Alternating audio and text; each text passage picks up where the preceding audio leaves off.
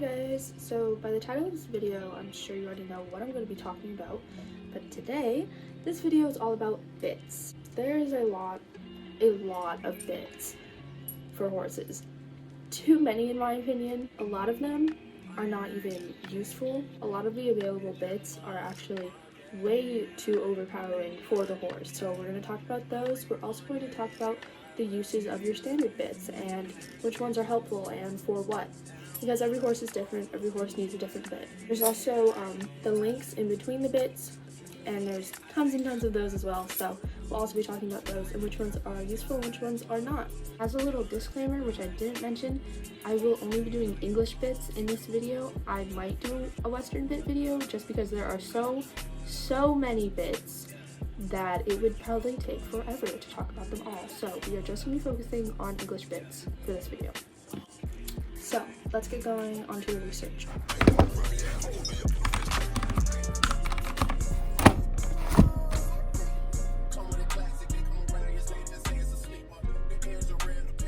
So before I start just listing different types of bits and what they do, let's go over what a bit is actually used for. So for those who are unfamiliar with a bridle and a bit, I'm just going to go over some of the very basics. Here you have the bridle as a whole, and these are the reins. So the reins attach to the rider's hand, which attach to the cheek piece. This is the nose band, which goes around the horse's nose, and this is the crown, which goes around the top of their head, and then there's the throat latch. The bit is a point of contact for the horse and the rider, so that they can communicate and work together. But before you go out and buy a bit, there are some things you need to be aware of, such as your hands, your horse's mouth, and the purpose. Like, what are you training your horse for?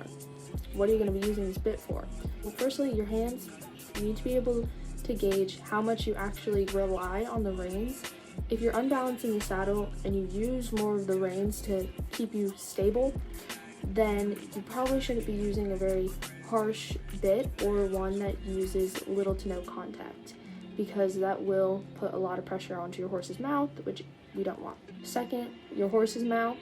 Your horse may just have a sensitive mouth. Your horse might need something in their mouth to play with. Your horse may be particular about if the bit is rubber or if the bit is copper. Your horse may, for some reason or another, just not like a certain cheek piece or a certain mouthpiece. So these are all things you need to be aware of. First, there's the regular ring bit, or a snaffle, and there is a leverage bit. So the difference between a snaffle bit and a leverage bit is indirect and direct pressure. Snaffle bits provide direct pressure because pressure that you apply is what the horse is going to feel. So it's a 1-to-1 ratio. However, with a leverage bit, the ratio is 1-to-2. The pressure that you are giving can be amplified times 2 or times 3. A leverage bit is usually accompanied by a curb chain. So the curb chain goes on a hook that's on the bit. And you can choose how tight it is. The tighter it is, the more stable the bit is going to be in the horse's mouth. When the bit is more stable in the mouth, the pressure that you apply is going to be more distributed. So your horse will feel it in their mouth, in the curb area, which is the back of the jaw, and also on their poll. The poll is kind of like their forehead. So now that we've hit the two classifications of cheek pieces, let's go over some specifics. So first, we're going to start off with the snaffle bits. The first one being the D-ring. This is very common in the hunting world. You probably see all those tiny ponies with their little tiny D-rings. This bit is very basic. It's not going to pinch the horse's mouth, and it distributes even pressure. The second is very similar to the D-ring. It's the egg butt. It has an oval shape. It might slide a little more than the D-ring. It still works the same, where it gives even pressure. Next, there's the full cheek. This bit is used to enhance the rider's turning aids. It'll make the horse more susceptible to turning left or right. This one will not slide through the mouth because of the 2 bars on the side. Lastly, there's the loose ring, which is just like a circle.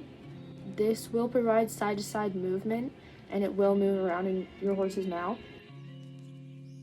First, we have the gag cheek piece. This bit puts pressure on the horse's lips and the poll, which will encourage the horse to put their head down, and it will also engage their shoulders and help you lift up their head. Next is the shank. This one is pure pressure control. The longer the side piece, the more pressure that there's going to be. This one requires little to no contact from the reins. Next one is a pelham, which is a snaffle and a shank. It has 2 long sides, but it also has 2 rings on either side. This can have 1 rein with a little piece connected, so it's like, so it goes,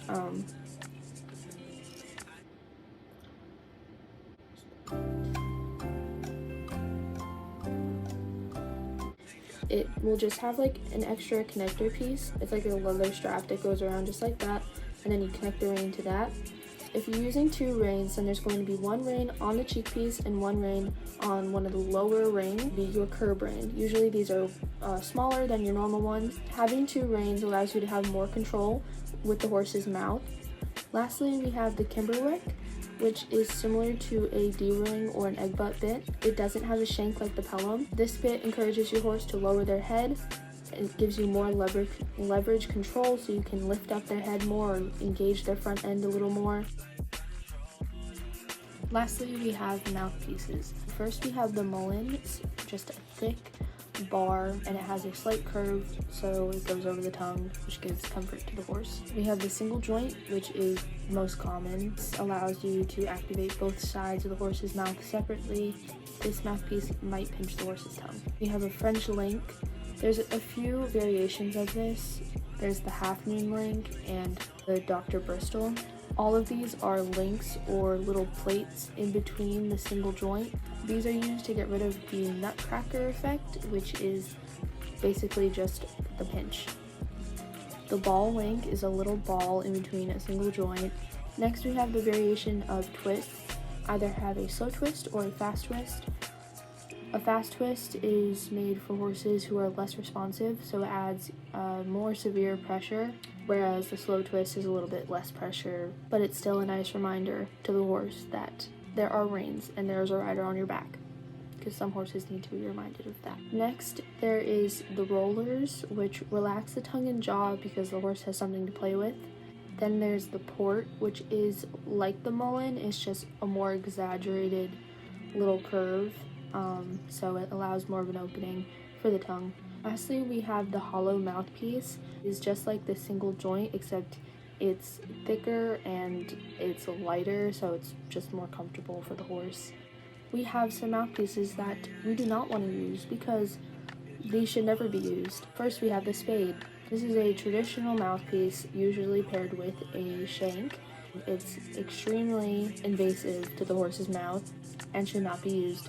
Next, there's the chain mouthpiece. I think the name speaks for itself. Lastly, we have the wire bit, which again I think is pretty self-explanatory as to why it should not be used. So that's the end of the video. I hope that you learned something today. I hope this video was helpful for you on your bit journey. Remember what your needs are and what your horse's needs are. And also remember, it's going to take time to figure out which bit is going to work for you and your horse. You're definitely going to have to play around with a few different bits and mouthpieces and change them up and figure out if indirect or direct pressure is better for you and your horse. And don't use cruel or unnecessary metal in your horse's mouth. That is all for this video, guys. Thank you so much for watching. Happy riding, and I'll see you guys next time.